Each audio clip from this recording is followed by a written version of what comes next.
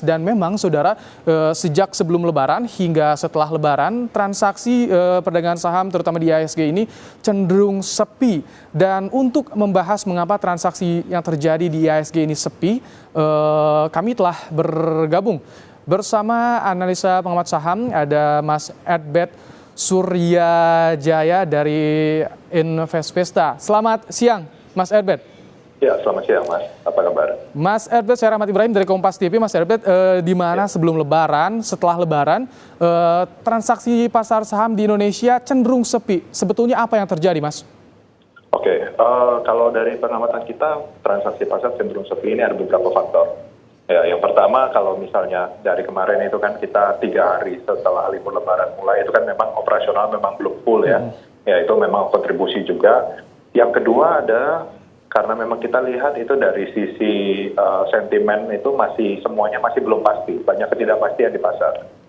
Apa saja ketidakpastian di pasar, Mas? Contohnya? Oke, contohnya jadi begini, ini kita bicara soal ekonomi dulu nomor satu ya. Jadi kan ini kan setelah lebaran kemarin itu kan harapannya adalah ekonomi itu kan bergerak. Ya. Karena kita kan sepanjang tahun ini kan temanya ekonomi lebih pertumbuhan ekonomi turun gitu kan ya. Iya. Nah, harapannya adalah setelah lebaran itu akan lebih baik. Nah, namun ternyata data per Juni kemarin itu justru nilai inflasinya tidak meningkat jauh dari bulan Mei gitu. Yang mana berarti efek lebaran kelihatannya kok tidak terlalu efektif gitu kan. Nah, untuk yang Juli ini diperkirakan juga ekspektasinya masih tidak akan terlalu bagus gitu. Nah, itu yang lagi ditunggu. Itu nomor satu. Yang nomor dua juga dari data-data publikasi ekonomi di luar ya, contoh misalnya kayak Amerika atau Eropa gitu, semuanya minggu ini minggu krusial, akan banyak publikasi data yang dikeluarkan. Nah, itu investor akan lebih banyak wait and see memang, sehingga perdagangan jadi sepi.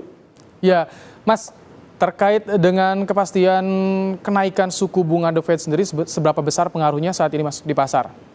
Oke, kalau suku bunga The Fed ini pastinya akan berpengaruh cukup signifikan ya. Kenapa? Karena dikhawatirkan itu dana bisa jadi akan keluar dari pasar modal Indonesia, yang mana itu akan menyebabkan penurunan yang cukup signifikan. Meskipun memang apakah kemudian akan terjadi pasar modal hancur, itu sih menurut pendapat kami tidak sampai seperti itu. Tapi tetap akan berpengaruh secara cukup signifikan. Ya, Mas Edbert, kami juga mencatat, sebelumnya saya akan coba ajak pemirsa untuk melihat bagaimana posisi rupiah terhadap dolar Amerika Serikat di pasar uang antarbank, di mana rupiah saat ini posisinya melemah 2 poin, berada di 13.442 per 1 US dollar, artinya masih berada di angka 13.400 lebih. Mas Edbert, apakah lemahnya rupiah terhadap dolar ini sangat berpengaruh terhadap kondisi pasar saham di Indonesia? Oke, secara umum memang pengaruh kurs terhadap pasar saham itu memang pengaruhnya cukup erat ya. Jadi dengan kata lain, ini kan kalau misalnya kita bicara pasar modal Indonesia, itu kan masih cukup banyak dana itu kan berasal dari investor asing gitu kan. Yang mana kalau misalnya mereka investasi di Indonesia, untung tapi kursnya ternyata melemah, itu kan secara total investasi mereka sebenarnya kan bisa jadi malah rugi gitu kan. Iya. Nah, jadi otomatis dengan kurs yang diperkirakan akan bergerak stabil cenderung melemah gitu, ya itu tentu saja bagi mereka untuk reluctant untuk masuk lagi ke pasar, yang mana otomatis kemungkinan pasar untuk naik itu menjadi berkurang. Baik, Mas Edbert, menurut Anda, prediksi Anda untuk hari ini dan juga sepekan ke depan, bagaimana kondisi pasar saham kita, transaksinya, bahkan juga dengan indeks harga saham gabungan, apakah masih terus akan turun? Oke, kalau untuk sepanjang pekan ini sih kita lihat memang kecenderungannya akan stabil, cenderung turun ya. Kenapa? Karena memang kita masih tunggu publikasi data, terus juga memang katakanlah salah satu isu yang kami soroti ini adalah publikasi laporan keuangan semester 1 ya, yang mana itu akan datanya akan mulai banyak minggu ini dan juga awal bulan depan. Nah, itu sehingga sentimen positifnya itu belum kelihatan. Nah, otomatis pergerakannya sih menurut kami akan stabil, cenderung turun. Nah, Mas, berarti masih menunggu rilis dari laporan keuangan perusahaan dalam negeri. Jika bisa diprediksi hasilnya akan seperti apa hasil rilis keuangan, apakah mengecewakan pasar atau tidak, dan sebagai investor apa yang harus dilakukan sesuai prediksi Mas Edbert tadi, Mas? Oke, kalau untuk laporan keuangan sih saat ini kami masih prediksi masih agak melemah ya, dalam arti kata laporan keuangan laba emiten belum tentu akan meningkat secara signifikan. Kondisi masih akan kurang lebih sama seperti kuartal 1 kemarin.